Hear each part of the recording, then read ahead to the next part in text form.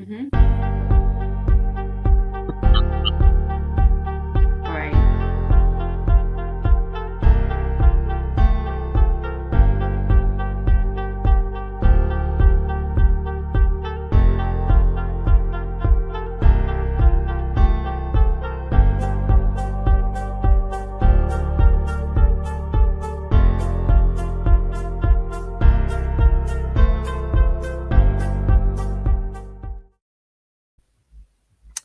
Hi everyone, good evening. Welcome to this session.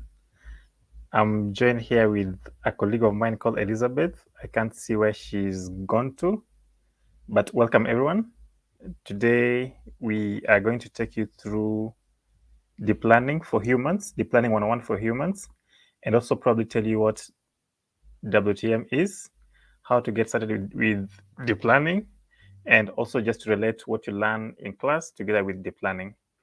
But as we wait for others to join, let me get my colleague, but welcome everyone.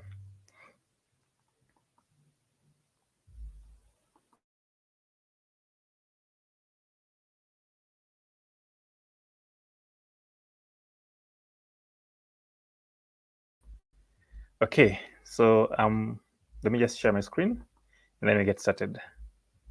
Let me know if you can see my screen.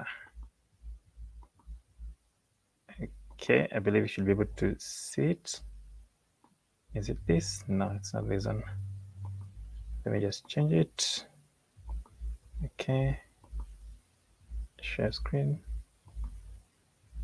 and then let me share it. I'll go grab this one here. I'd taken my slide all the way to the slides for Google, so that's the one I'll be using. Share screen, share, and then I'll go to this. Okay, I believe you should be able to see my screen. If you can see my screen, just type something on the chat so that I can see. Type 1 on the chat if you can see my screen. Hi, Jeff. Hi, Alex. Can you guys hear me? Okay, all right.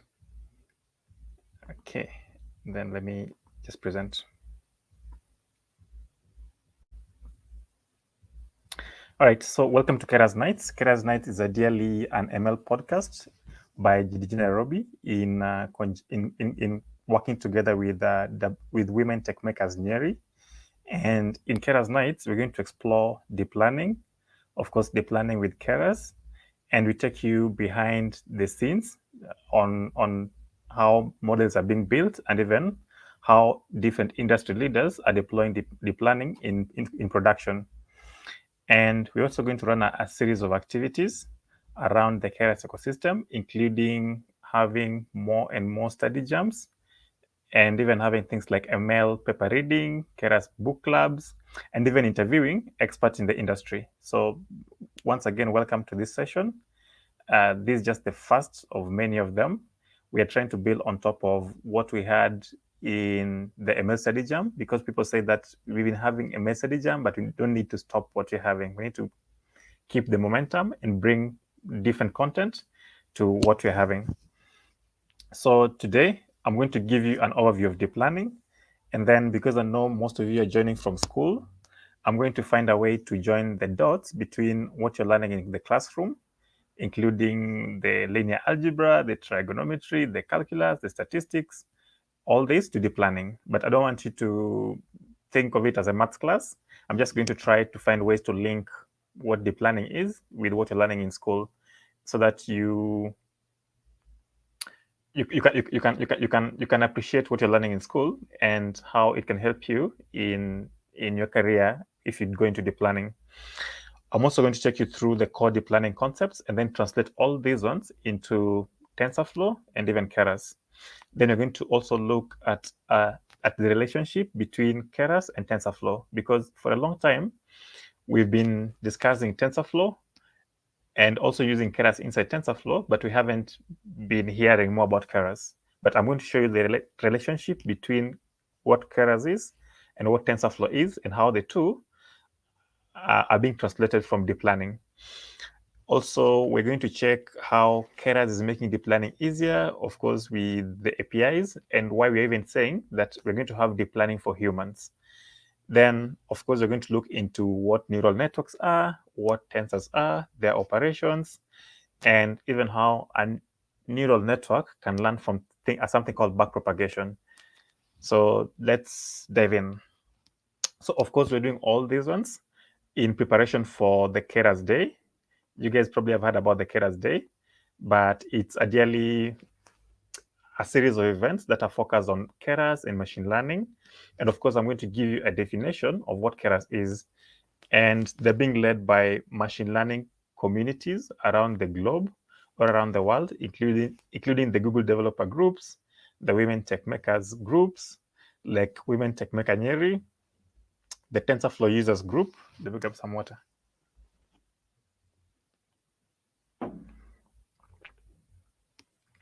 The TensorFlow users group, and even third-party machine learning groups. And this is ideally a joint campaign operated by the joint effort of the Keras product team together with ML developer program teams, with the goal of bringing ML closer to the community.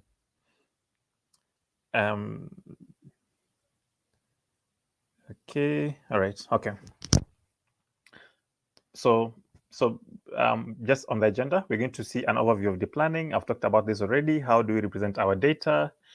And how do we represent structured data? And what is unstructured data? How do we represent it? How does it look like?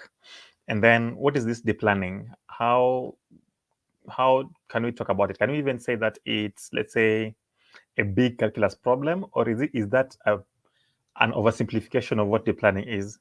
Can we even say that this deep learning is a matrix manipulation, or if we say so, is it an oversimplification of the same? And we're also going to, of course, look at the neural networks, look at things like stochastic gradient descent. For the guys who are just joining for the very first time, don't worry about these big terms. We're going to break them into small pieces. And remember, our goal is going to also to ensure that we're able to help you relate these key deep learning concepts with what you learn in class, just to help you join the dots between all these concepts and what you're learning in class. So, of course, you guys have been learning about linear algebra. You guys have been learning about matrices. You guys have been learning about, which one else? About probabilities, statistics. You guys have been learning about, which one is remaining? About derivatives, about chain rule. So I'm going to try and find ways in which I can join the dots with all these things. But I don't really want to make all this to be academic or to be complex. I don't want it to make the material maths heavy or dry. I want to find ways in which I make these presentations to be for developers, in the sense that I want to just show you the link between what you're learning with maths, but in some way also have less maths and more tutorials with working code. So don't really worry, we don't go deep into calculus and all that. We're just going to show you the relationship between probably what you learn in school and what we have in deep learning. Okay, so let's get started. So you guys have seen this equation, I think, all the way from high school, where y is equal to mx plus c, and y, I wish I had my pen here, and y is what you want to predict or what you want to achieve, and then m or w is the gradient, and then x is the independent variable, and then b or c is the y-intercept. So from this simple equation, you can be able to you could think of machine learning as generally a matrix manipulation, where you can have this formula, and all you're trying to do is you're trying to approximate y as a function of x. And once you've done that approximation, then the next time you're going to have some new values of x, which you're going to plug in into that equation. And at the end of it, your goal is going to be, if I plug in these new values of x into this equation, can it make for me a new prediction? And you could say that probably you have something called a list. You guys know what a list is, where x is equal to those values, then y is equal to those values. And your goal is going to be to figure out the relationship between x and y. So, for example, if you take a closer look at those two numbers, can you be able to figure out the relationship that you're having between x and y? Can you be able to, for example, fit a distribution that maps the x to the y? Or can you be able to find the best line or the best equation that maps x to y? And if you check on it keenly, you can see that you have 1 and 7, you have 2 and 14, you have 3 and 21, and you even have 7 and 9. You can see that probably there's a relationship between the x and the y. In fact, if you multiply 7 by 1, you can get 7. If you multiply 7 by 2, you get 14. If you multiply 7 by 3, you get 21, and 7 by 7, you get 49. You can clearly see that probably the relationship between x and y could be y is equal to 7x. And I'm going to show you how in deep learning, we're going to have the values of x and the values of y, but we're not going to have the values of the gradient. And our goal is going to be, how can we initialize, let's say, a gradient from a particular point, and then do some loops over a series of steps to a point where we're able to have the gradient that we have. How can we initialize our gradient somewhere and then figure a way in which the gradient affects our equation, or the gradient affects our loss, and in some way try to move that gradient as close as possible, or try to tweak that gradient in a way that it's going to reduce the loss that you're having. And don't worry about the loss. I'm going to explain to you what the loss is. So probably probably I could take you to the code and just show you probably what I'm talking about instead of just showing you all the slides. So let me go back here and then back to StreamYard. I'm going to share my screen. Liz is back. So let me have Liz back. Hi, Liz. Okay, share my screen. Let me know if you guys can see my entire screen. Okay, all right. I believe you can see my screen, but this is ideally what I'm talking about. So there is the collab. For the guys who are seeing the collab for the first time, it's ideally a platform or a tool that can allow you to be able to run your codes on the browser and be able to access the GPUs and the CPUs from Google. And it kind of make your work easier, where you just run your code on the browser without needing a terminal or a text editor. Okay, and also some of the things I've been talking about, the prerequisites, include familiarity with these kind of things, like linear algebra and statistics, high school calculus. Most of these things you did them in high school. And even with that knowledge in high school, you should be able to get started with deep learning. So don't really worry about the extreme maths. Okay, so you could have, let's say, x and y, the one I've been talking about, and your goal is going to be, can you figure out the relationship between the two? Can you figure out how x and y are related together?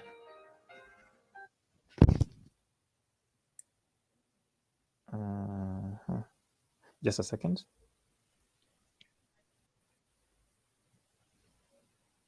I have a quick call. All right, someone is calling me. Let me just tell them that I'm on a meeting. Sorry about that. Yeah. Okay.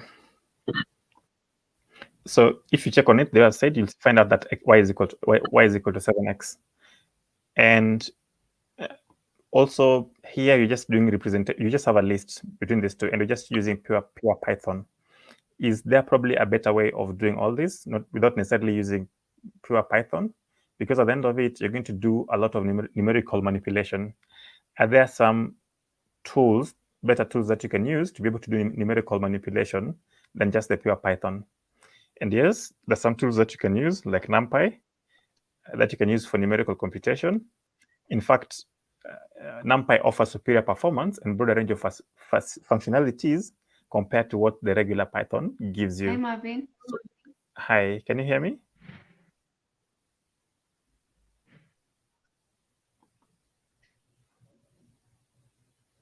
Okay, I believe you guys can hear me. All right, can you proceed? Yes. Okay, all right. I believe I should be here. Yeah. So you have the codes in Python, but probably you need some superior performance and a broader range of functionalities. Okay. All right. And a broader range of functionalities that you may need to use. So instead of just using the pure Python, you're going to probably start using these libraries like NumPy.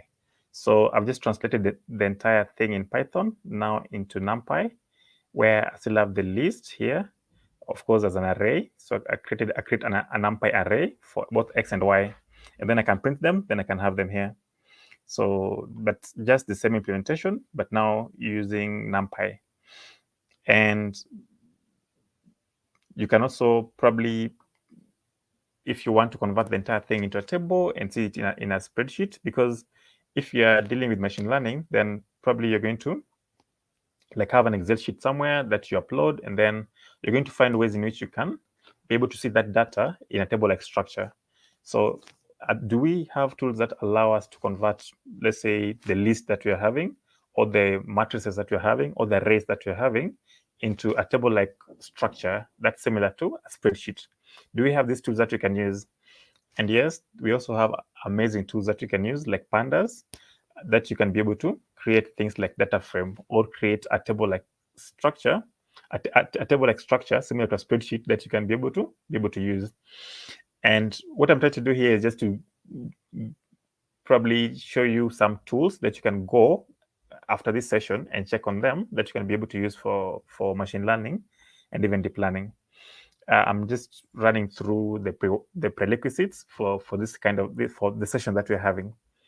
So also, in case if this is your first kind of session, don't worry. This is more of a beginner session, but we'll be building on top of it as we go into more series of Keras Nights.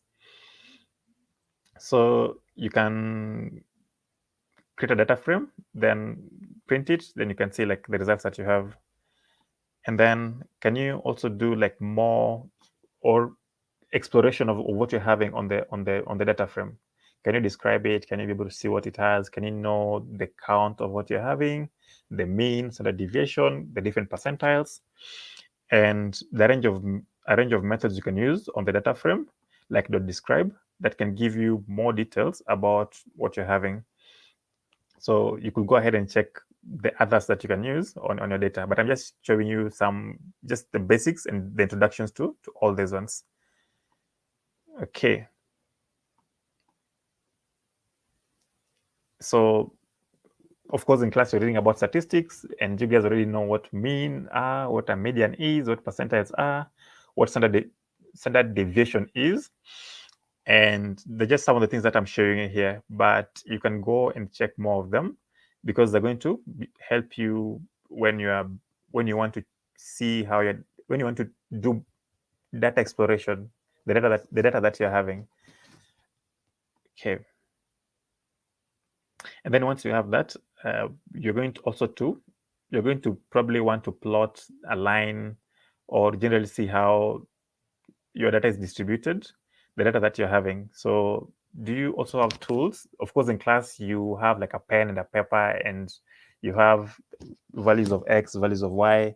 Then you can have the distribution, find the best line of fit. Do you also have these tools in Python that you can use to do that? So the tools like matplotlib that you can be able to use to plot what you're having. For example, here I can be able to plot the values I'm having on the X and the Y from the arrays that I created. So I can create it, I can plot it, try to fit a curve on the distribution that I'm having, or fit a line on the distribution that I'm having. So yeah, you can see my plot, Y is equal to 7X, that one. And then this is just a straight line. Is there also a possibility that you can have like some complex data in the sense that a linear equation will not be able to separate them? For example, with this equation here, let's say you had some distribution on this other side and this other side, and you wanted to separate the two distributions. Then maybe fitting a line like this will give you a separation between, let's say, some distribution on this side and this one here. In fact, I think I have an example that I can show you down somewhere here. Let's say you have these two distributions, like this one and this one, and you want to fit a line that separates the two. Let's say on the X side, you have the guys who are using Keras, the XXX, and then on the circle ones, you have the guys who are probably using TensorFlow, and your work and the task you're given is to like draw a line to separate the two. So you may probably just draw like a line here, linear regression line that could separate what you're having on this side and this other side. Let me go up. And that way you can be able to do a separation of the two. So of course, by using matplotlib, you can be able to plot a line and then see it. But it's just a straight line. What if you have a complex distribution? What if you have a distribution that cannot be separated, cannot be linearly, a distribution that is not linearly separable? Are you still able to find ways in which you can map this distribution or even classify this distribution as, let's say, distribution of person A or person B, or even do classification that this particular distribution belongs to this particular class? Is it still possible, especially in deep learning? Let's say you have a distribution for images or for videos, and you want to know that this particular distribution for images represents person X. So you may find out that just a linear equation may not be able to separate, or may not be able to help you map this complex data. You may need to add some nonlinearity to that equation that you're having, or what they're calling activation function to what you're having, so that even if you have complex distributions, still you can be able to have a combination of your equation plus nonlinearity and be able to map the distribution that you want to map. So for example, here, I'm still maintaining the equation that I have, y is equal to 7x, and I can print it, but I could probably have it run from -7 to 7. Then but it's just the same, almost same equation. But can I modify it so that I add some nonlinearity to it? And this is where things like trigonometry comes in. Of course, I'm also trying to help you join the dots with what you learn in class and what you have in deep learning. So you guys have been doing the tang, the what and whatnots. But if you had tang to that particular equation, you could have y is equal to tang of 7x. And what tang will do to this entire equation is it will make it nonlinear. It will make it go nonlinear. And ideally, that means that if you add something like an activation, an nonlinearity to your equation, at the end of it, you can be able to map a nonlinear distribution with it. But I'm going to show you where this one is important when I go back to my code. Okay. And then, okay, I think I'm going to come back to this later. Let me just go back to my slides. So stop sharing. Then I go here. I hope I'm still audible, if you guys can hear me. So I go here. Here are my slides. Okay. So do that, then share it. All right, I believe you guys can see my slides, at least from the test that I did today. Yeah, so again, back to this slide. Machine learning or deep learning is more of trying to find the best distribution that maps x to y, or trying to find the best equation that can map x to the y. And in this case, we have y is equal to 7x. But of course, you guys have been hearing about artificial intelligence. You guys are hearing about machine learning. You guys are hearing about deep learning. What I have there on the red part is deep learning. I didn't finalize changing it. But you could say that artificial intelligence is just a program that can sense the environment, can reason from it, can act from it, and even adapt from it. So you could say sensing is where you are able to identify and recognize meaningful objects or concepts in the midst of a vast amount of data. And then reasoning is where you're trying to understand the larger context and make a plan to achieve a goal from what you're having. And then once you have this goal, you either recommend or direct an initiative or initiate the best course of action once you've reasoned from it. And then of course you're going to be able to adapt from it. So any program that can sense the environment, that can reason from the environment, and that can act and adapt from that environment is something that we're calling an artificial intelligence.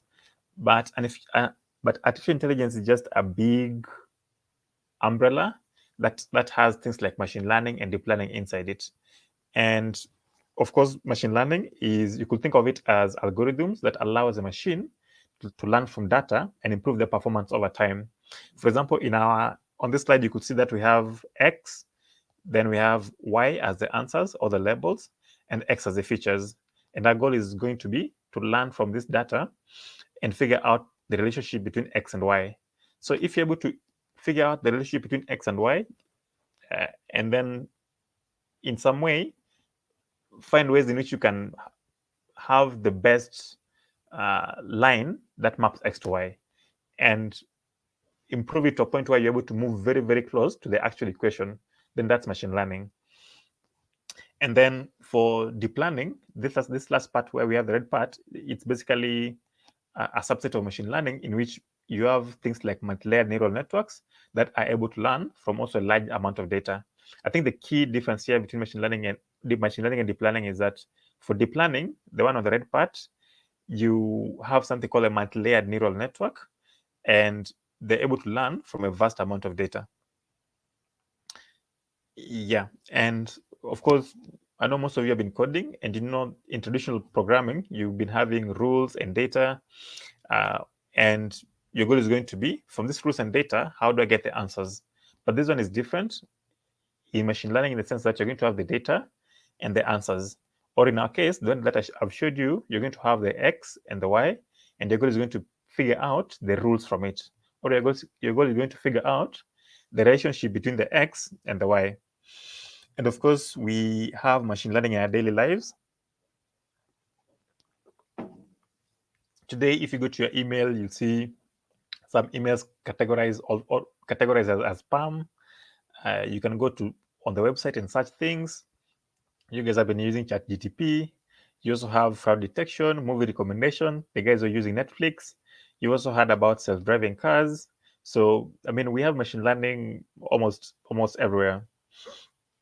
And also, the tool that we're going to talk about to you today is called Keras. And it's also being used in a range of use cases. But I'm going to show you what Keras is. But before that, I just want to also explain to you some exciting use cases where we're able to use these kind of tools. We, for example, have Keras being used to solve many difficult real-world problems at companies like Google, at Netflix. I've talked about Netflix, on Uber, NASA, Yelp, a range of companies. Even YouTube recommendations originate from Keras models, and even Waymo. For example, the car you see here, I just have like different slides, but the car you see here is a car from a company called Waymo, and it's able to drive itself. And Keras models are also running on it. So also, how do I put it? Of course, my day-to-day involves using devices, and we have devices that are able to collect a range of data. We have, for example, devices that can collect data from smart water meters, from water infrastructure, or even devices that can collect information from electricity infrastructure, and devices that can collect data from even generators. You guys, I know you've heard about Internet of Things, but there's also Internet of People. We've been having Internet of People where you're able to use your laptop, you're able to use your mobile phone to connect to the internet and use the internet, and even your TV to the internet. But what if you can also connect things to the internet? You can connect your water meters to the internet. You can connect your smart electricity meter to the internet. And with the goal of being able to remotely monitor what's happening somewhere. So, for example, here you can have a smart water meter that can collect information about how much water you're consuming in your house, and even give you information if there are leakages, if they burst from them, or if someone has reversed the water meter. Or you could have an electricity meter where you can get consumption information from it. How much electricity am I consuming in my house? Or you can even get maybe a device that's attached to a generator, and it's able to collect vibration information. It's able to collect all the frequencies from this generator. And once it collects them, then you can be able to analyze those frequencies. Of course, the traditional ways of analyzing them, or the ways you've been learning in class, you have things like Fourier analysis that you do in class. You can analyze all those frequencies. And if you analyze them in some way, you could be able to tell if a generator is going to break down, let's say in maybe a week or in 2 weeks or in a particular time period. But these devices, if you see what they send to you, let's say on a server somewhere, it's going to be, I would say, structured data. It's going to be, let's say, temperature is equal to this, or I've consumed this amount of water, or the vibration is equal to, let's say, 32 hertz from the generator. But what about other devices like cameras? What about devices like that can collect audio data? What about devices that can collect video data?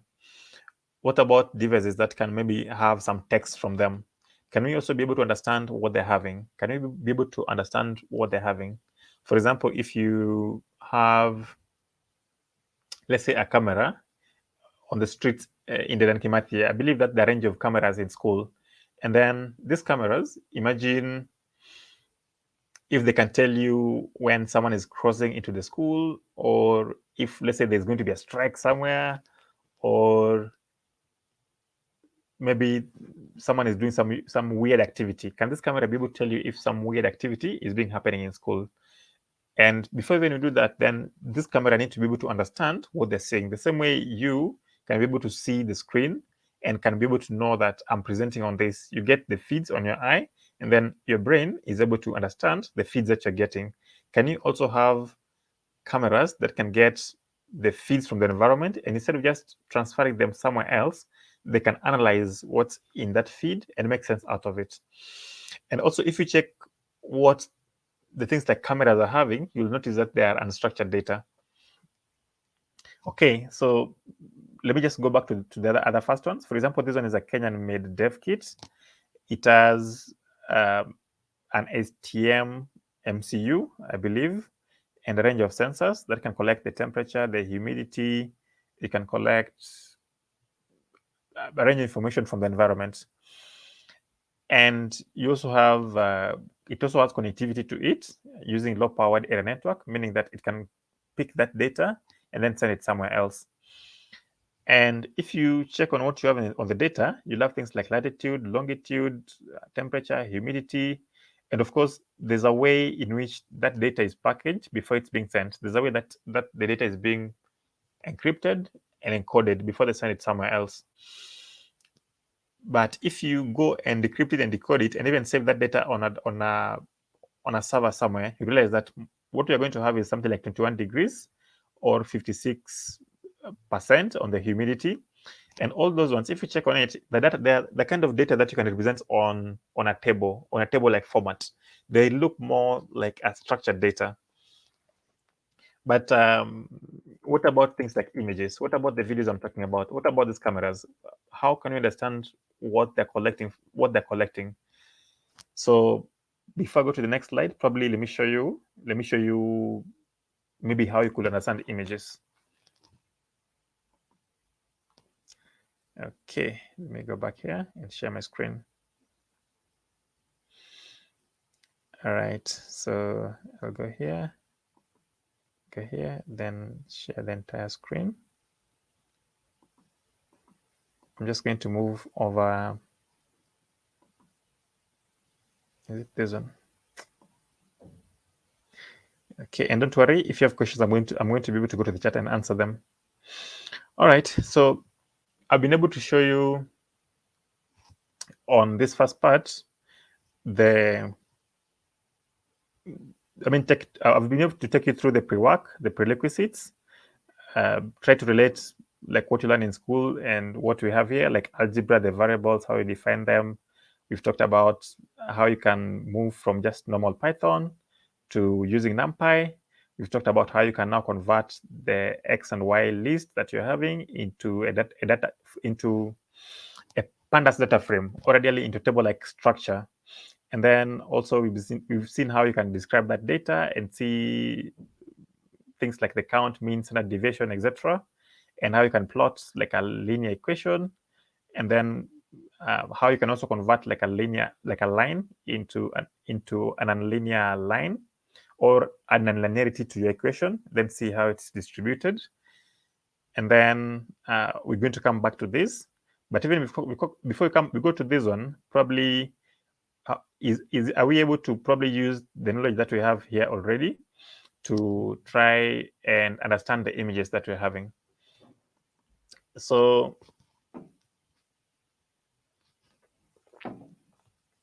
I've taken you through the basics of linear algebra, basic linear algebra. That means that you can go ahead and learn more about linear algebra, or even algebra in general. But I want to show you also a way in which you can be able to represent data that you're having, particularly the unstructured data, and in this case, images. So there's a library called Pillow Library. It's a Python library that can help you to do image processing. So I want to try do some simple image processing with this Pillow library, or Python imaging library. Okay, so I'm going to, of course, use NumPy. I've talked about NumPy, also Matplotlib, and how you can be able to plot things with it. And then I'm also going to use this one, Tabulate. I'm going to use it to probably convert matrices into a table. Then, of course, this one for image processing. So I have an image. Of course, I've run this one already, but I have an image somewhere here. Let me see if it's still there. I can see Brian is here. Yeah, I believe is it this one? Okay. Yeah, so I have an image here, this one here, and it's the image I want to use.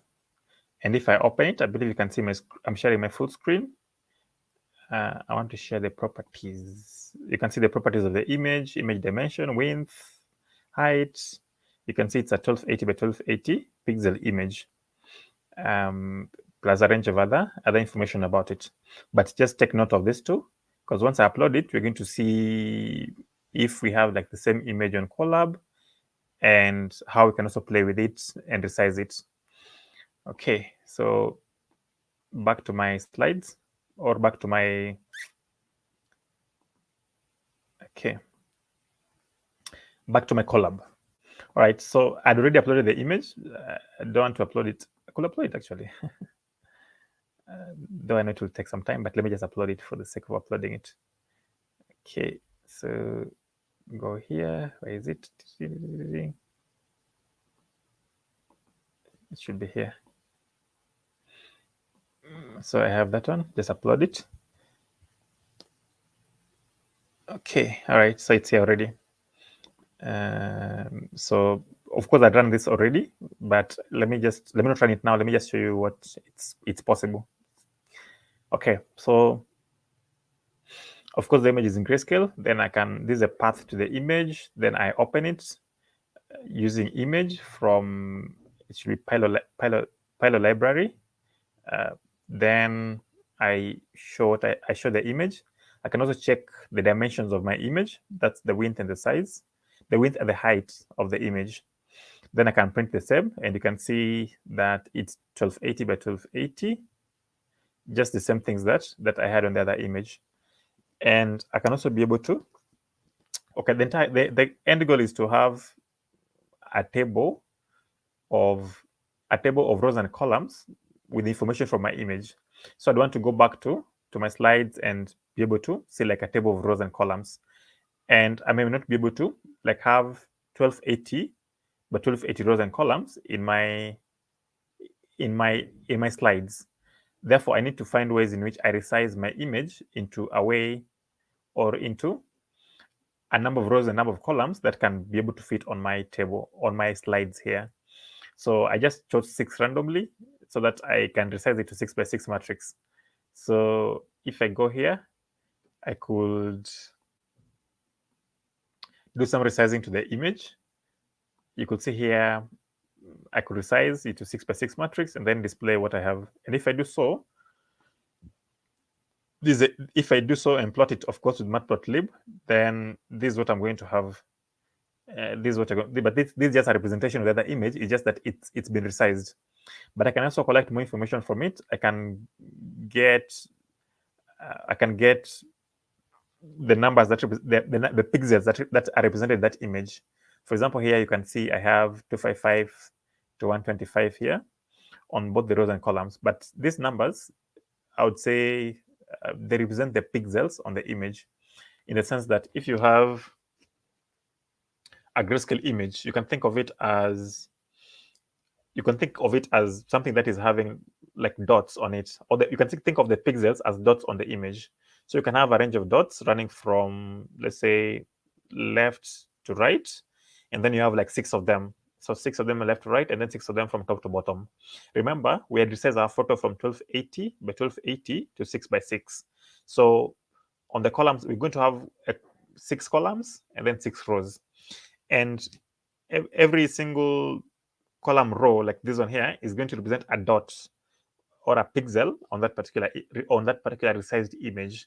And that dot is going to represent a number that is ranging from 0 to 255. And this depends on the light intensity on that particular point or that particular pixel. So if it's darker, you'll have a number closer to 0. If it's lighter, you'll have a number closer to 255. So, for example, if you have this point here, 255, it means you're going to have like a whitish kind of thing. And if you have like 46, you're going to have like a dark kind of thing. So could double check on that and just see that what I'm having is correct. So you can see here we have 255, it's pure white. And then here we have something that is going closer to 0 because it's dark. So we'll have like a number closer to 0, of course, from 255. Then, yeah, that's what you're having there. And it's 255 because of how images are represented on computer, because 255 is, I think it should be 256. It's 255 because we have a number ranging from 0 to 255. But if you think about it, you ideally just having 2 raised to 0. I mean, 2 raised to 8. 2 raised to 8 is 256. So, and of course, in computer, you start with 0. So we're going to start from 0 to 255. And that way, we'll have converted our image from just what you're seeing into a matrix of numbers, or into a table with numbers. And then from this table, we can also move into a matrix where we can print the array and then convert it to array or display the image as a 6 by 6 matrix of numbers. Then this is now what we have with it. Okay, all right. Let me go back to my slides. So stop sharing, then share screen. I'll go here, and then I'll look for the slides. I believe it should be this one. Okay.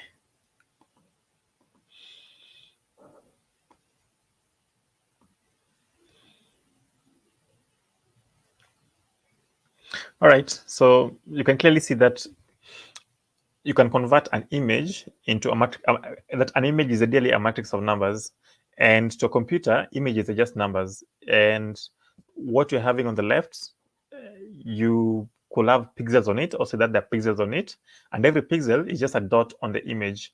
And because this one is a grayscale image, each of these pixel is just a single number that you're having. If you had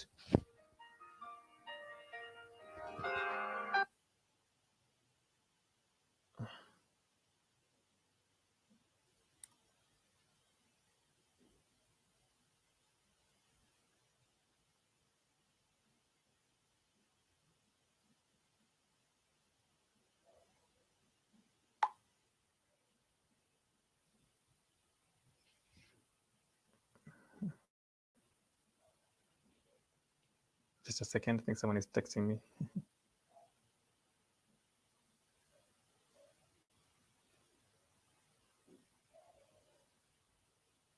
Okay. All right, someone is calling me for no reason. Okay. All right, so a computer interprets an image as a two-dimensional array, and you're going to have values running from 0 to 255. And you could think of, how do I put it? You could think of data that is on a table as unstructured data, and then the other data that includes sound, video, and images as things for unstructured data. And of course, the different ways in which you can get information from structured data, or the way you do feature engineering. So if you are doing machine learning, then you'll have someone who sits down and then think about the domain, a particular domain knowledge, and then in that domain knowledge, they're going to find ways in which they, how do I put it, extract some information from that domain knowledge, and then be able to use that features they've extracted to do things like classification and other things. But in deep learning, the information you're having may be complex to a point where you can't go and just write features from it, or even if you write those features, you won't be as accurate as other technologies that you have. So you can be able to decide to use things like neural network, and neural network are good feature extractors since they're able to learn the best way to make sense out of unstructured data. Of course, previously we've been having domain experts that are able to, that used to set rules based on experimentations to extract the relevant features of the data. But today, neural networks can learn the best features and their combination, and they can perform feature engineering better than probably the way those guys would have done it. So that's why even today, I'm going to take you through what a neural network is and how we can use it to do feature extraction. Okay. All right. So let me take you to what I've shown is just the color, is just the grayscale images. What about the colored images?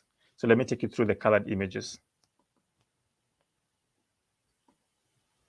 So let me just stop sharing, then go here and share my screen. Okay, so window, I'll go here. Yeah. No, I think I need to share my entire screen. Sorry about that. Someone has been distracting me on the phone. Apologies. Entire screen. Okay.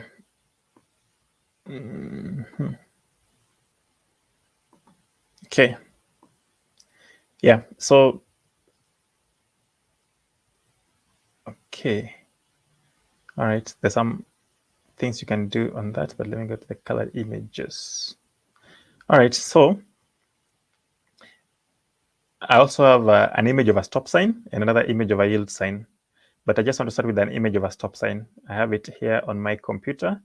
I could show you like how it looks like. So just go here. Here is a stop sign.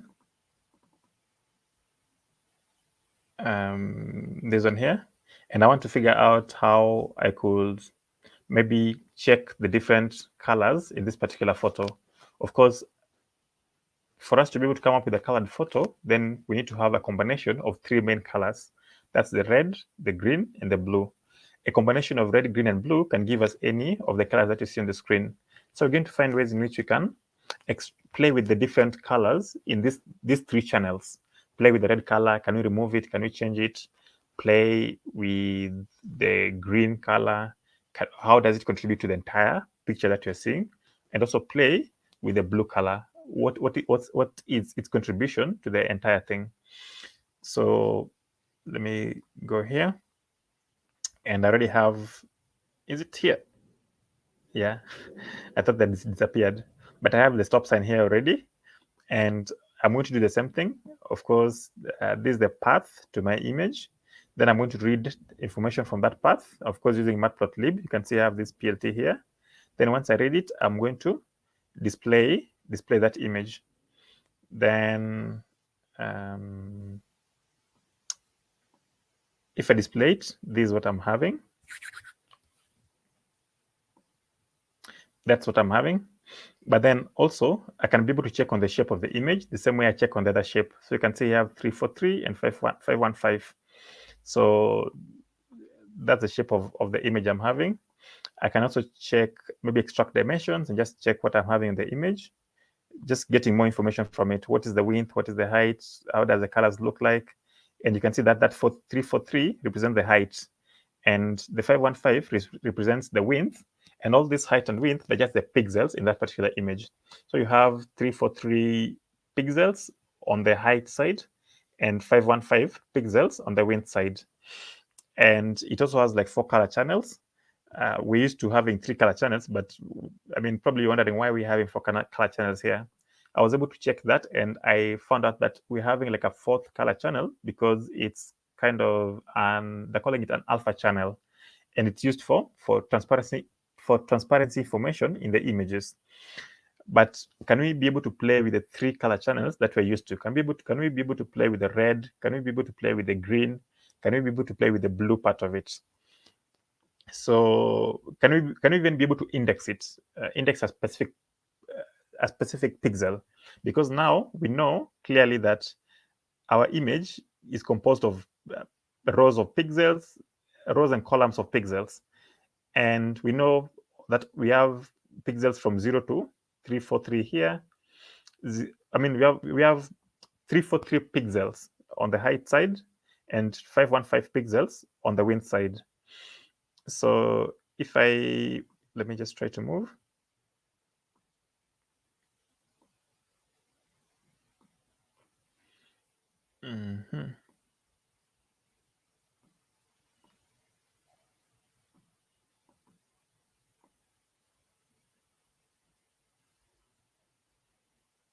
Okay.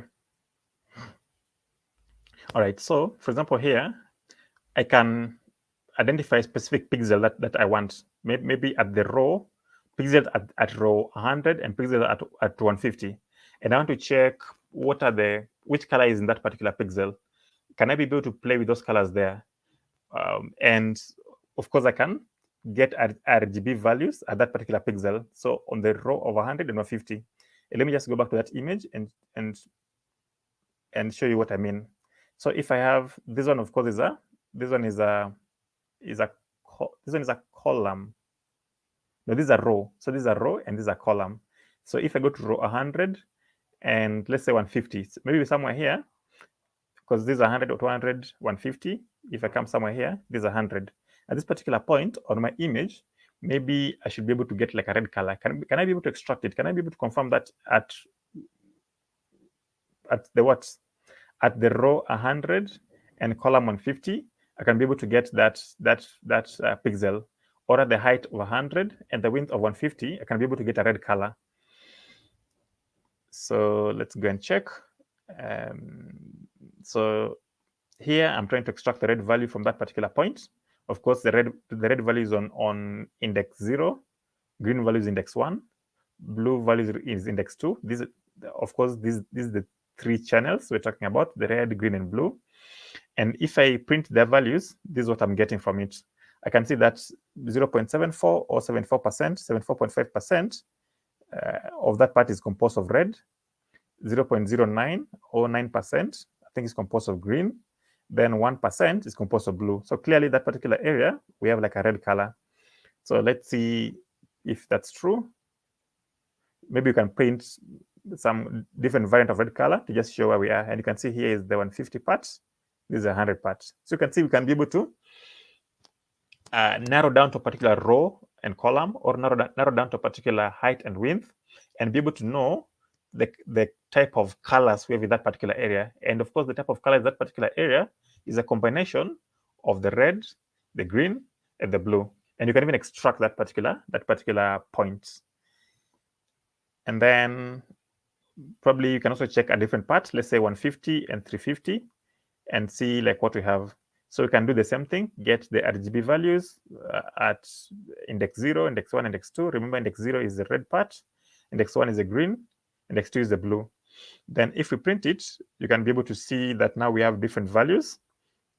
Maybe you can check on our photo, see where 350 is. Okay, if I have this one here, go to 350. Where is it? I believe 350 is somewhere here. So if I have 350 here and 100, I need to expect to get some blue color somewhere here. So let's see if that's what you're seeing from our photo or from our code. Yeah, if I run it, you can see red is 42%, green is 0.4%. What's happening?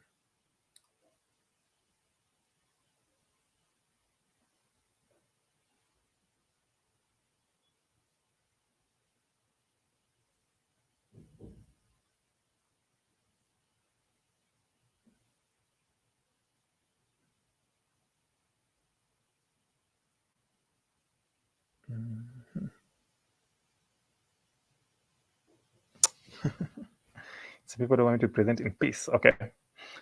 Okay. All right. So if I display, okay, if I check the pixel value at 150 and 350, I'll get like 85%. Is it 85%? Or I get 0.85. Yeah.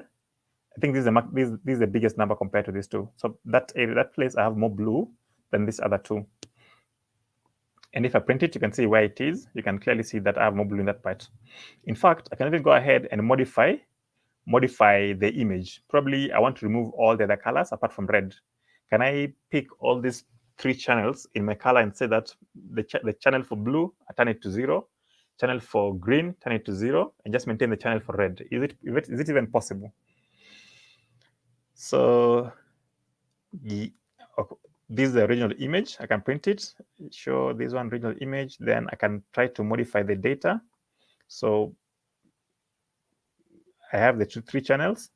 So channel 1 and channel 2. 1 is, of course, is green. 0 is red, remember. 1 is green. And then blue is number 2.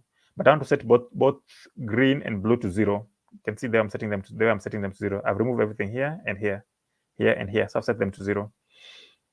Then I can show like what I have. And if I show that, you can see that I can actually remove all the other colors apart from red and then just have the red on it.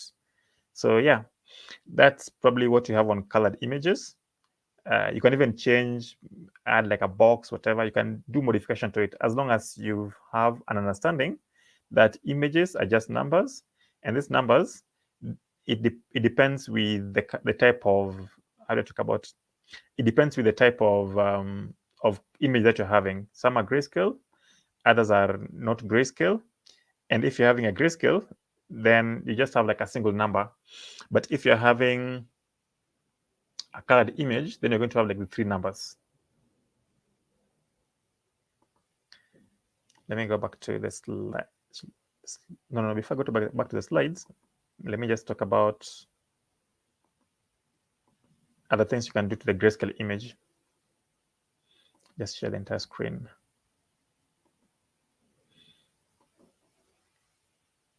Okay. So the other nice things you can do to an image is there's something called a filter. I know probably you guys have heard about filters, but like for example, there's one called where is it? One called a Laplacian filter.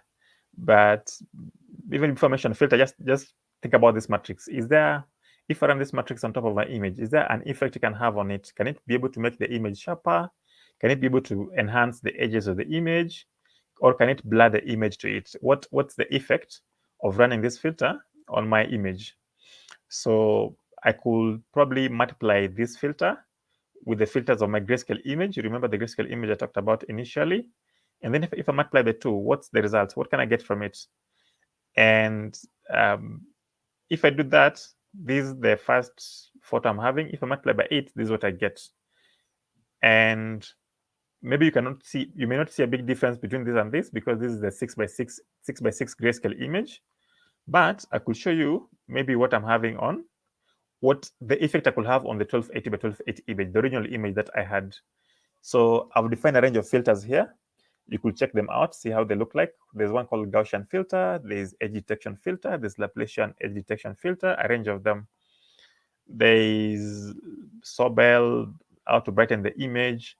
And then I'm just trying to run the different filters on top of my image. Of course, you guys have been hearing about filters since you guys are using Snapchat and the Instagram of this world.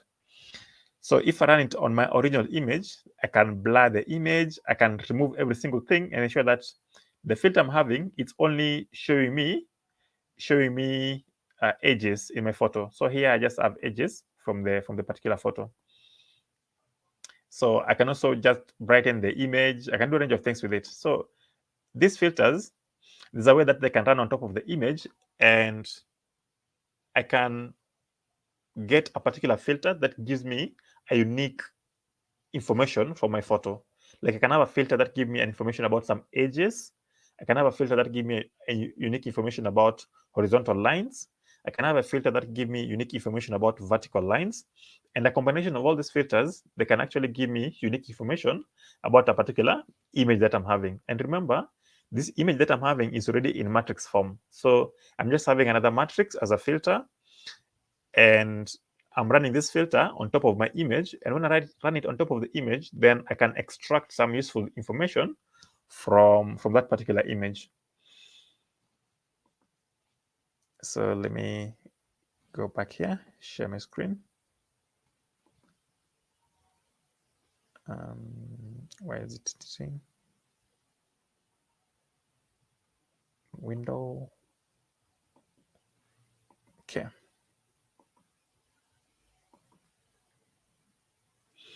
All right, so you guys have already seen this.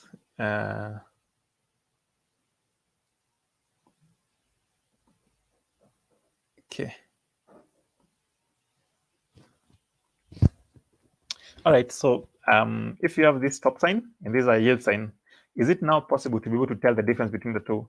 Assume you have, imagine you have a self-driving car, or imagine you work for a company that's building self-driving car. Let's say there's a Kenyan company trying to build self-driving car, and one of the challenges you face is that your car needs to quickly be able to determine what's happening around it. Can it be able to move? Can it be able to go back? Can it be able to know what's happening in my environment? And can it even tell the difference between a stop sign and a yield sign? And of course, I've told you that images are just numbers, and images contain data, and you can even use things like matplotlib to plot them, and you can be able to like extract unique features from them and even understand them. And therefore, if you're able to extract those unique features from them, at some point you can be able to tell a difference between a stop sign and a yield sign. Okay, so you guys have already seen this. Let me not go into it, but let me just jump into this where we have, how do I put it? You have this idea called convolution. You have this idea where you are having a filter, and then this filter, which could be a 3x3 matrix, you can run it on another bigger filter of the original image. And that entire thing of running a filter on top of the other is what probably you've been told in school as convolution. So a convolution layer, ideally what it does is that it applies a kernel or a filter, they're interchangeable, a kernel or a filter over the regions of the input image. So for example, if you'd want to perform a kernel convolution on the pixels of 25, remember I told you that you can narrow down to a particular row and column or in a pixel. So if you'd want to, let's say, perform convolution on 239, where the white part that I'm showing you, then you can center this filter on that 239, and then do element-wise multiplication, where you multiply 1 by 255, 2 by 255, 1 by 255, etc., etc. You can see how I'm doing it on the bottom right. And then once I've done that, you can be able to now have on the right side a convoluted image, which is ideally the summation of what you're having in the element-wise multiplication. In that way, now you have an idea called convolution, and the idea is to create a filter. The idea is to run a filter or a kernel on top of an image and then end up with a convoluted image. And I've shown you this already. You can be able to eventually be able to do a range of things on the image. Then also, you could have like a range of filters running on your image. Maybe you're not just going to use one in deep learning. You're going to use a range of them. You're going to use sometimes 32, sometimes 64, sometimes even large numbers of them, and they're going to run on the image, and each of them, they're going to extract unique features from your image. Others are going to extract things like edges. Others are going to extract unique shapes. I've talked to you about the horizontal lines, the vertical lines. They're going to extract these unique features from the image. And if you're having like lots and lots of images, then at some point, you're going to need to reduce the dimensionality of the image that you're having. So you're going to need to find ways in which you can retain the key information in your image, but reduce the size of that image. And one of the ways that one of the tools you can use, or the tool that's available, is called max pooling. And the concept is where you can summarize different regions of the image. For example, if you check on the top left, you can see I have like 4 numbers in that gray area. And then I check on the number with the highest, the maximum number from the group. Then I translate it to the new image, the one on the right. So convoluted image on the left. I'm sorry, I don't have a pen. I'm just using the slides on Google Cloud on OneDrive. If I had the other deck, then I'll be able to use a pen. But on the top left, you can see I have a gray box. In the gray box, I have like 4 numbers. But the one in red, 2135, is like the maximum from the 2. Hence the max part of the max pooling.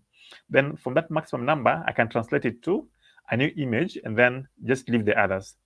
In that way, I'm ensuring that maximum information is retained in the next layers, and things that cannot really help me to probably differentiate between 2 images, I probably just ignore them. Yeah, and then in that particular way, you can see that we've been able to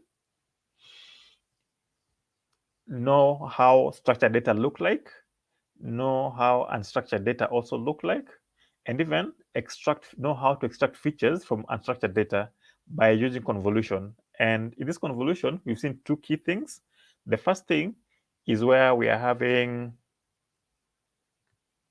the matrix running on top of the image. Then once the matrix has run on top of the image, or a filter, or what you're calling a kernel has run on top of an image, we're going to have a convoluted image. And then this convoluted image, you're going to also reduce its dimensionality,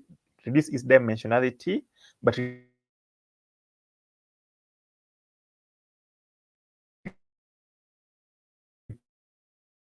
key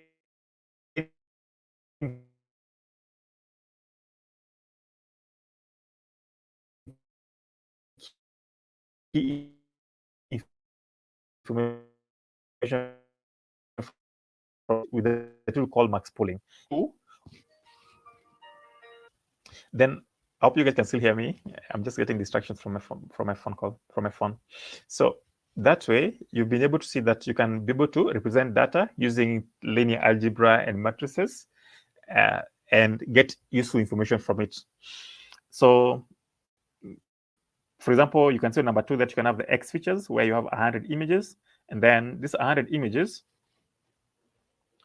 you may be able to have, let's say, 28 by 28 pixel image, but then probably there's a way that your equation expects the image that you give them. For example, I know that the layers in a neural network expects you to have a vector instead of having a matrix. So there's a way that you need to flatten all this matrix into a vector, or ideally just unpack them from rows and columns to just a single column. So unpack them, put in a column, unpack, put in a column, unpack, and put in a column. And that way, you'll be able to have data representation of your image. But this entire thing, like we've said from the beginning, is that in some way, or in a particular sense, the planning is just matrix manipulation. And we are always just trying to approximate y as a function of x. And for example, in our first slide, you guys saw we can have like y values, then we have x values, and then we may have bias or not bias, but we're going to try to find ways to get a relationship between y and x. And then we can even initialize, we can have x and y, and then find ways in which you can get the w, the gradient. So just make a guesswork originally, and then do maybe a range of loops to a point where we're able to move the w you're guessing as close as possible to the w that we expect. So ideally, we're going to find ways in which we can fit x to the y. And also there's this thing here that looks like, I think it's called sigma, this unique number that looks like inverted 6. And that number, remember, is what we talked about in our linear graph and nonlinear graph. So we had like a linear line, And then there's a way that we change the linear line into a nonlinear line. And that nonlinear line, it's ideally a way to help us to map complex distribution. So we can have an equation, but can we also be able to have an equation that can map complex distribution? For example, the one for images. If you have distribution for an image, can we really draw a linear line to map that distribution? We may not be able to draw a linear line to map the distribution, and therefore we need a way in which we can add an activation function to the equation that we're having, so that it's still able to map nonlinear equation. So that's why we're having the y is equal to w, or the gradient, and then we have x, and then we have the bias, but we also have an addition of the activation function, or the nonlinearity. But what probably you may get from this slide is just that deplaning in some way is just a matrix manipulation. And what you're trying to do most of the time is trying to fix this formula, or trying to approximate y as a function of x, of course, with some weights and biases that you're trying to use. Maybe also you're also wondering why we have the biases side. And the bias is just, you'd say it's maybe a way to reduce overfitting. And then, of course, we've been multiplying a filter or a kernel with the matrix of our photos. So you could say that maybe the matrix of our photos is the x values, and then the weights that we're having, or what you're having on the filter, the matrix on the filter side is probably the weights. So the filter can be the weights, and then the matrix on the images can be the x values, and then x values times the weights, you have wx. Then you add some bias to it to bring some to help in reducing nonlinearity. And of course, the range of nonlinearity, there's one called, I think that here I've exchanged my slides, but this one should be the first one.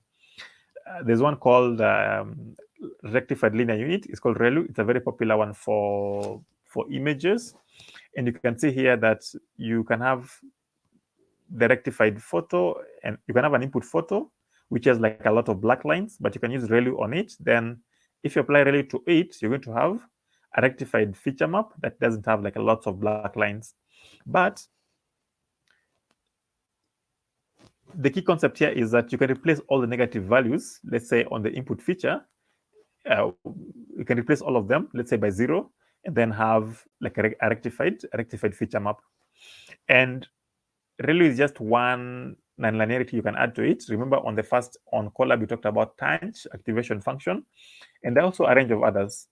The sigmoid, the softmax, the range of them, and the use case depend on, the way you use it depend on the type of problem you're having. For example, if you're having a binary classification, most likely you're going to use a sigmoid. If you're having a multi-class single label classification, you're going to use softmax. If you're having multi-class multi-label classification, you're going to use things like sigmoid. And then you also have so this entire process of trying to extract features from our image, or the entire process of something called a convolution neural networks, involve two key parts. Where the first part, you're going to do convolution, you're going to do nonlinearity, and you're going to do pooling.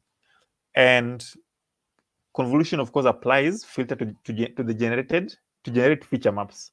Convolution involves applying a kernel or running a kernel on top of our input image, and then that way you're going to get some feature map, or you're going to result into a convoluted image.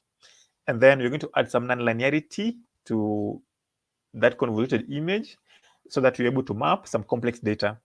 And then also we're going to find ways in which you can reduce the size of our image, but retain most information from that image. We're going to find ways in which you can downsample the operations of each of the feature map. And therefore, we can do something called pooling. And one of the common pooling methods that people use is called max pooling. And therefore, if you have the part that you're able to do convolution, do nonlinearity, and do max pooling, then you'll be able to extract features from the image. And of course, you're not just doing this for the sake of it. You're going to be able to have some tasks or some actions that you need to do. These tasks could include classification, could include object detection, could include segmentation, could include a range of things. So the first part will help you to extract the features. Then the second part, help you to identify what you want to identify. Or you could also say that maybe a coordinate used for image classification consists of, let's say, the convolution base and then a dense head that you're having. And I think it's also called a dense head because of the kind of layers you're having. You're going to have some dense layers. And dense layers is ideally where the neurons of the previous layer are fully connected to the neurons of the next layer. And the base is, of course, used to extract the features from the image. And then the head is to determine the class of the image if it's classification. Okay, so I think we talked about that. And then this entire thing involves neurons. I've talked about neurons. Maybe I could show you something on the code now that I've been talking and talking and talking. Okay. I hope you can still hear me, Elizabeth. I'm not just talking on my own. Yes, yes. All right. Okay. Share entire screen. And then go here. I think that is here as well. All right. Where was I? Let me see. Okay. On neurons. Okay. Okay. Let me get my slide, my collab. Let me get exact place, which is the sense of my collab. Okay, that here.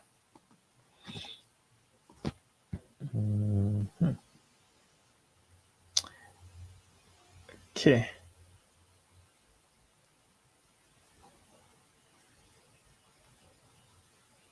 Where are those things?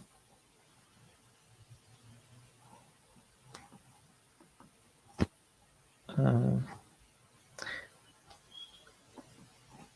I having the slides? I had some code here that explains this entire concept. Let me see where they are.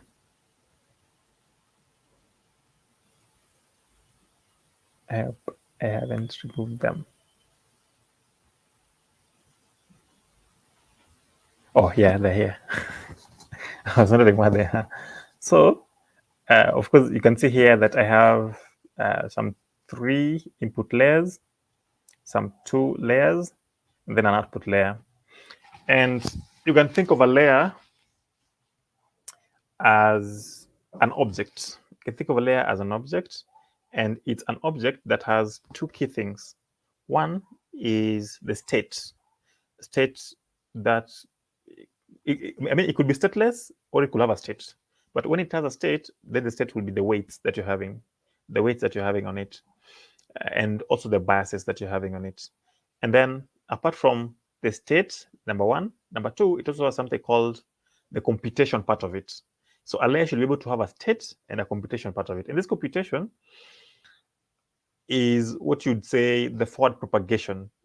The forward or backward? The forward propagation of what you're trying to build. So state and a forward propagation of it. So we're going to have states here, which has the weights and biases. And then we can also find ways to define it. Of course, the nice way to define it in Keras. For example, here you can see that I am importing Keras. I want to use Keras. Then I'm going to use a model. So a model is just a graph of layers. Of course, I've told you what a layer is. A layer is an object that has 2 key things in it. One is a state part of it. Then the second part is the computation part of it. So the state has things like weight, and then the computation part of it has the, I think, forward propagation. I'll confirm if it's forward or back propagation, but I think it's forward propagation. So I have the model here. So I'm using a sequential model. And you can think of sequential model as, how do I put it? As a foundation. Let's say you're building a house. You can think of it as a foundation of a house.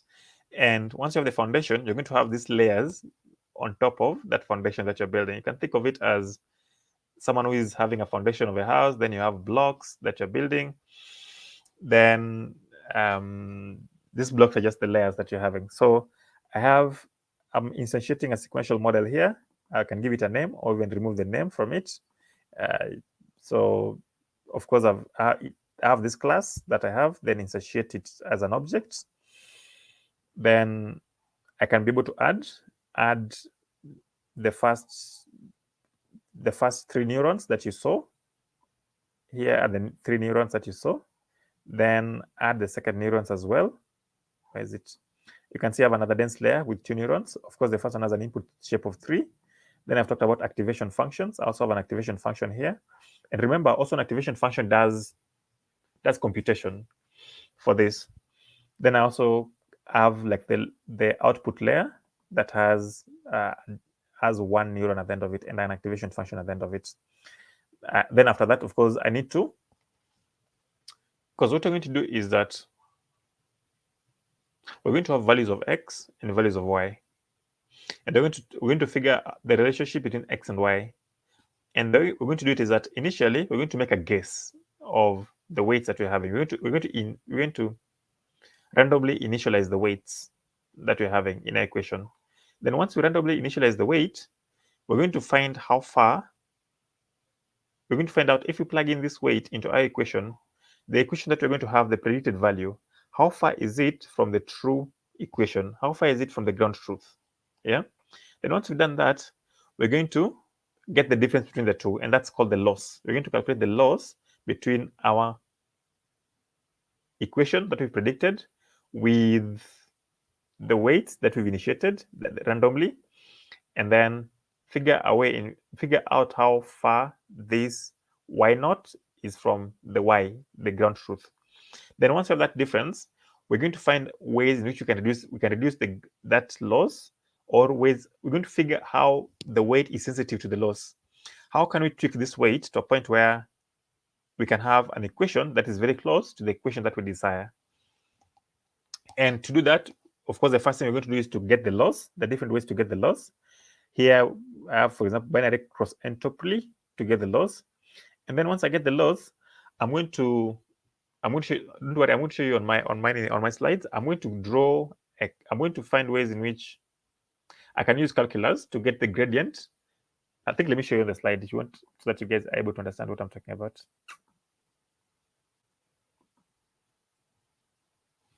I hope the sound now.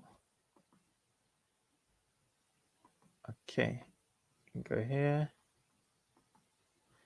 Then, right, I've been able to define y and x. Let me share it again. Share and share this. Then share it. And I'm going to have this. Okay. I've talked about neural networks and that. I've shown you the code. Then also we have y. I'm going to show you how we get the y. Looks like my slides are mixed up, but let me go to the losses, the one I was talking about. So let's say this is a line you're having, and then this is a true value. This is a predicted value. Then you have a true value, the dots. Then you can get the difference between the dots and the line. Difference between the dots and the line. And then once you get the difference, then you'll sum all of them, and then you'll have the loss. But once you have the loss, you can also draw a curve of loss against the weights.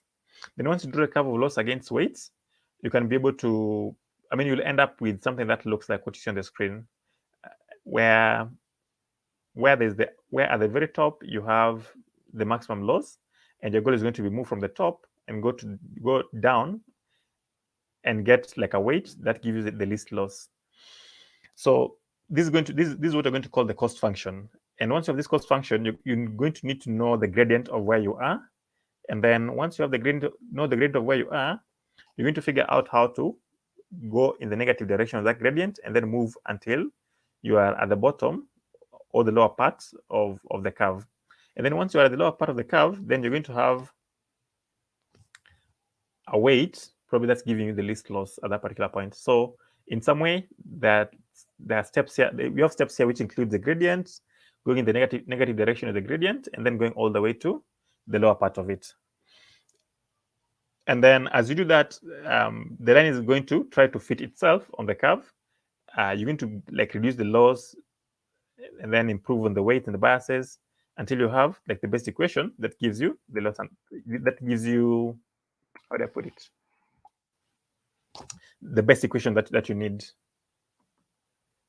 Okay, let me remove that and go back to the other part I was talking about.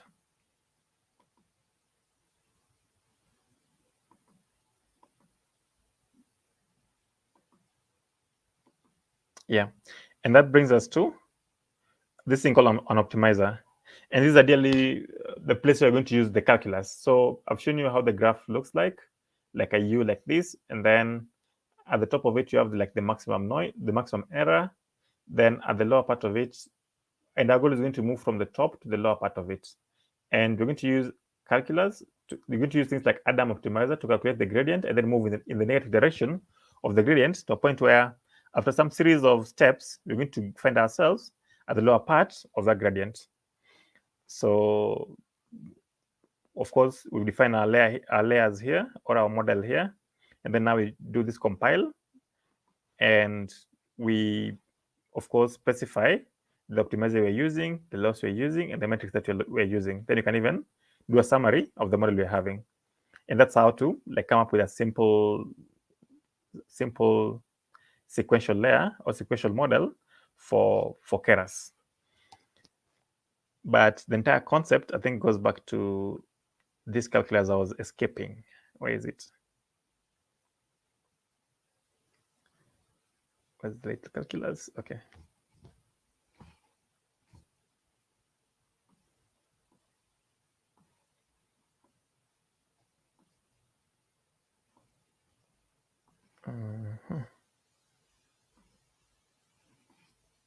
Where is it?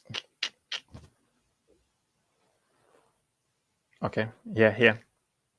In the sense that for us to be able, for example, to come up with the line that you're having, this y is equal to 7x, of course, we need to get the gradient. And the entire thing is adjusting, first of all, making a guess then of the weight or the gradient, and then trying to figure a way in which you can tune the hyperparameters we're having to a point where we have a weight that's as close as possible to the weight that we desire.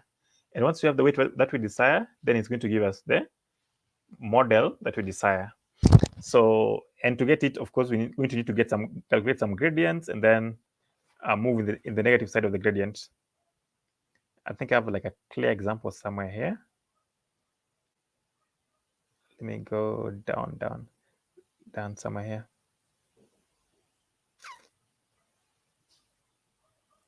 For example, here, assume you have two distributions. You have a distribution that, if you plot, can give you something that looks like this one. And your goal is going to be to create a model that separates the first part and the second part. The second part in yellow. How can you, for example, draw a line that separates the two?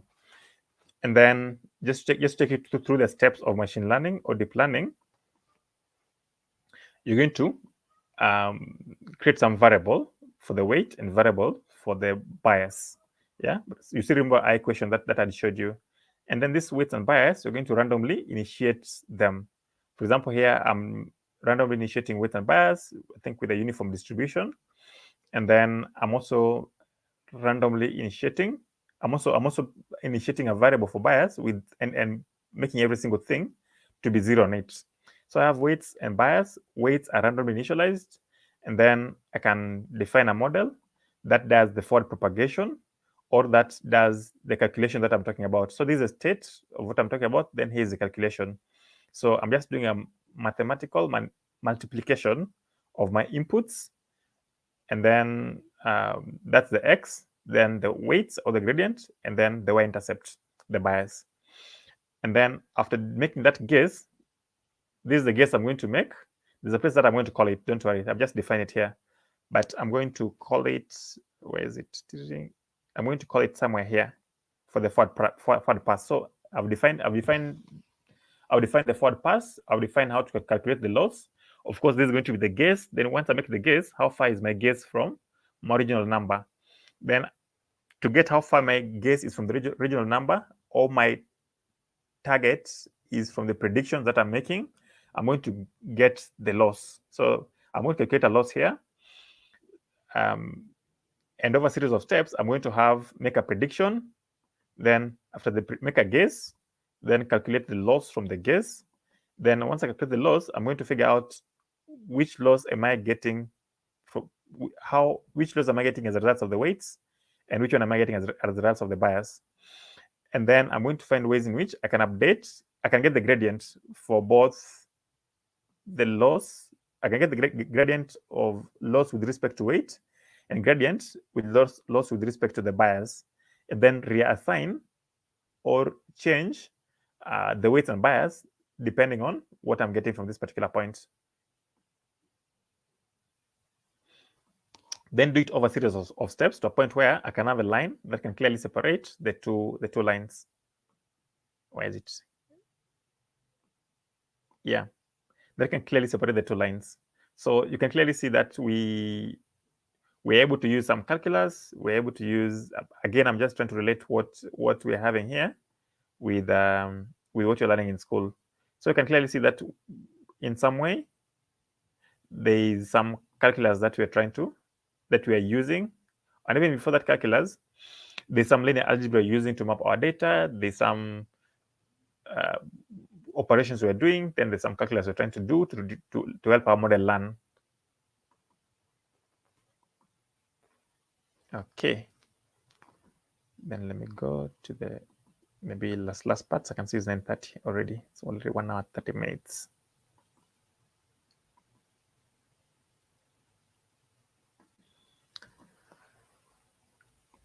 Okay. Let me just do this and go here, share screen, share.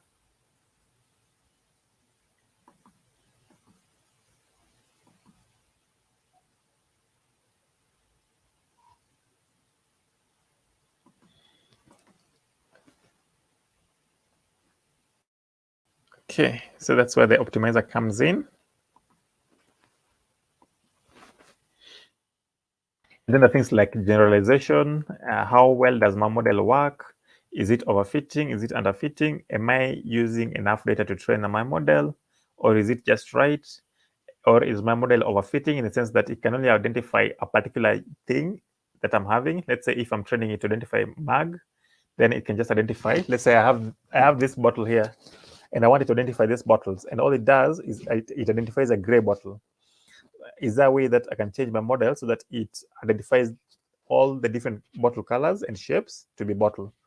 So you need to know what generalization is, what underfitting and overfitting is. You can draw a curve. For example, here you can plot a training loss and validation loss as a function of the number of iterations, where a generalization curve can help you to detect the possibility of overfitting. And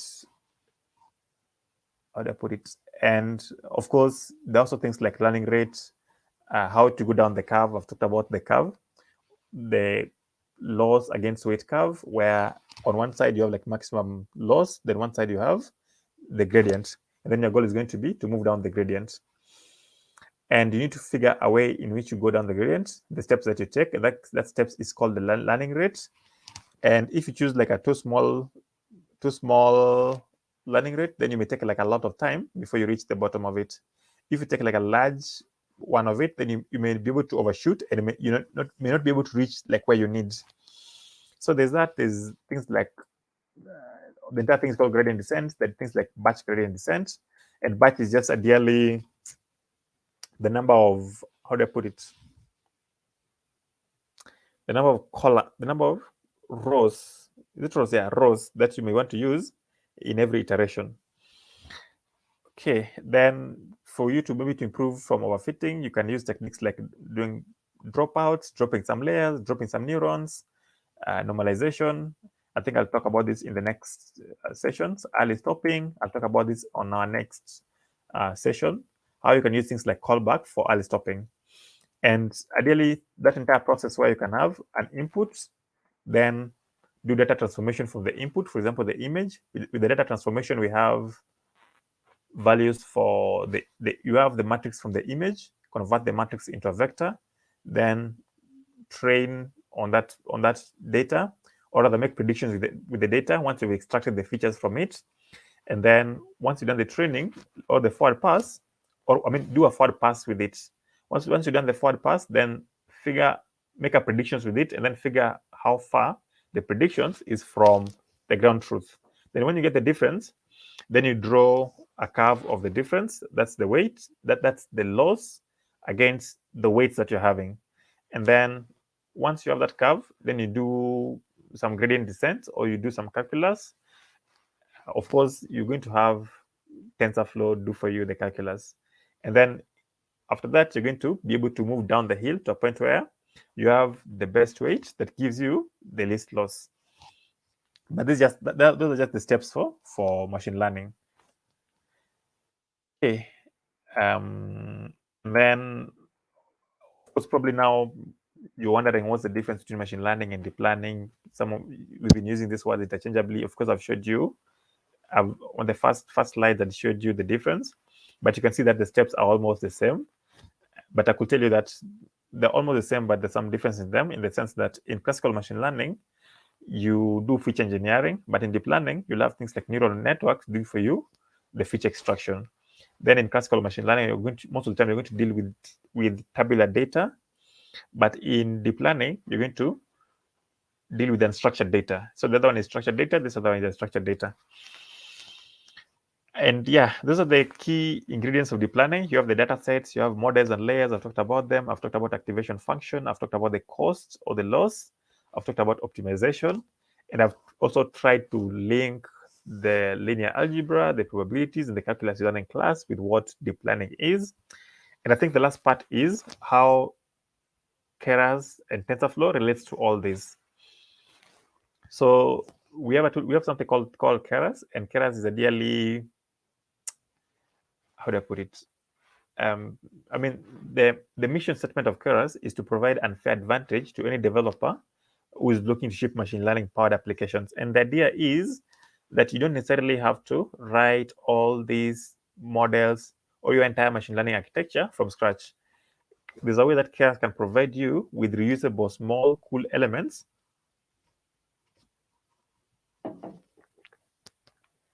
that you can use inside of Keras.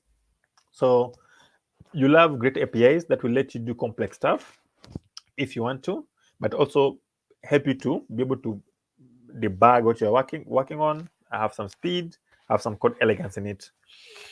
But that's Keras. But also you've been hearing about TensorFlow. What's the difference? The funny thing is, Keras kind of predates TensorFlow by 8 months. Keras was released in the March of 2015, while TensorFlow was released in the November of 2015. But the difference is that TensorFlow is a low-level tensor computation platform, while Keras is a high-level deep learning API. So TensorFlow is going to provide you with things like automatic differentiation. It's going to allow you to do the calculus we've been talking about, the automatic differentiation for the calculus we're talking about, and also give you GPU support of what you're working on. While Keras will provide you with features that makes it easy for you to use this automatic differentiation that TensorFlow is providing to you. So in some way, Keras is going to provide a simple, I would say, intuitive API that makes it very easy for you to define the neural network architecture. And of course, when you're going to use, how do I put it? Keras built-in optimizers, Keras built-in loss function, and then TensorFlow AutoGrad engine is going to automatically help you to compute the derivatives we've been talking about.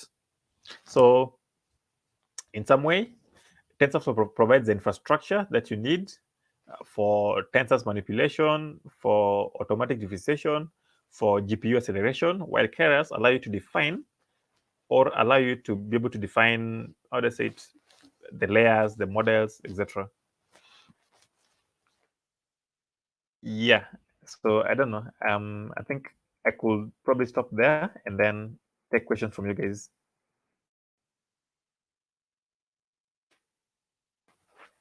Do you guys have questions?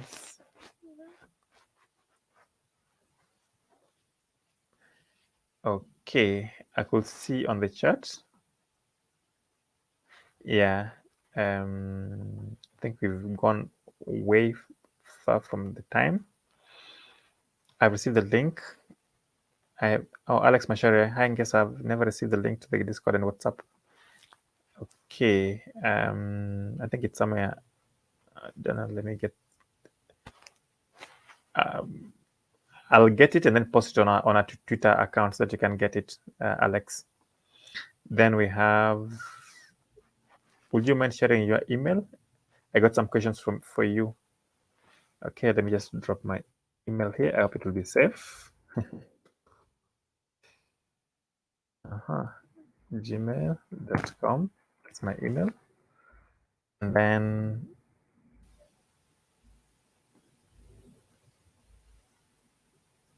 can you say activation function is reflection line between I don't get the question correctly. Can you say activation function is a reflection line between distribution? I don't get the question correctly, but I would say activation function allow us to add nonlinearity to the equation that we're having. Or in other words, activation function allow us to be able to map complex features, let's say the ones we have in an image or the ones we have in audio, because if you just rely on a linear equation, then it may not be able to map nonlinear features, because even the world that we live in is nonlinear in nature. So we are adding activation function to our equation so that we're able to map complex data. I hope I've answered that.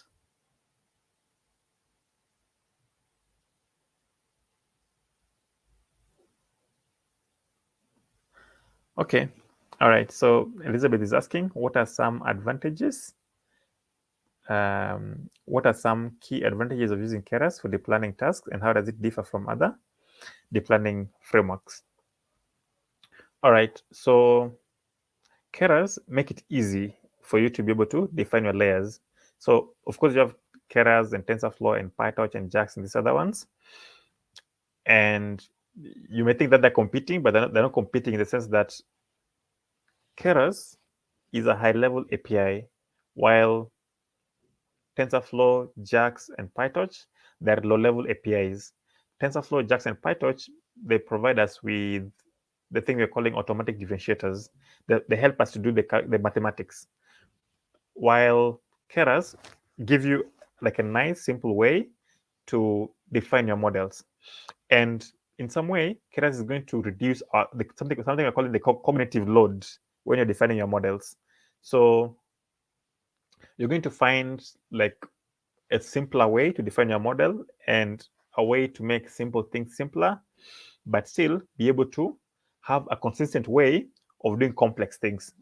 Keras has this idea of having, how do I put it? Having a way to disclose complexity that's consistent. So in some way, it allows even the beginners to get started, but even the experts to be able to even use it. So you can easily define your layers. You can have consistent APIs. You have industry strength way to build your models. It comes with a range of advantages. I hope I answered you. Okay. Yeah. Thank you. All right. Welcome. All right. I can see it's 9:45 and we've covered some questions here. And I can see we are way past time. So I don't know if Elizabeth has something to say before we close for the day.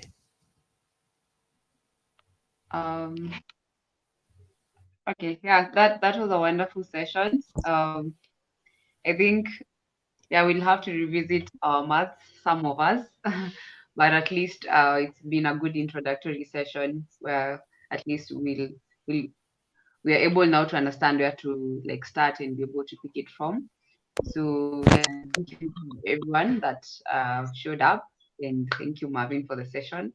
So we're really looking forward to next week's session and the coming sessions to learn more about the planning with Keras. Yeah.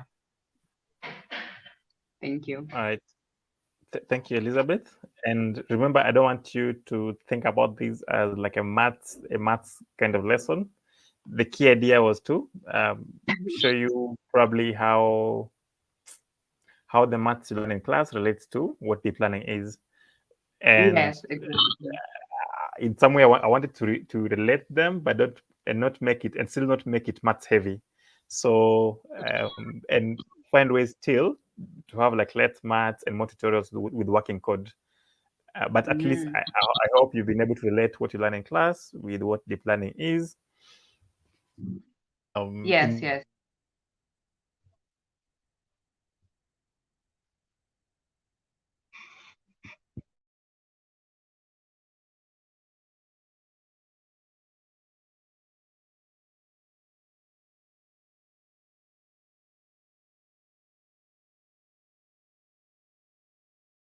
able to answer them. For the guys who are asking for the Discord channel, we share it on our GDG account channel and also WTM channel so that we can able to have more discussions even beyond what we have today. But otherwise, thank you so much for joining. Thank you so much for listening to us. Until next time, good evening. Bye. Bye.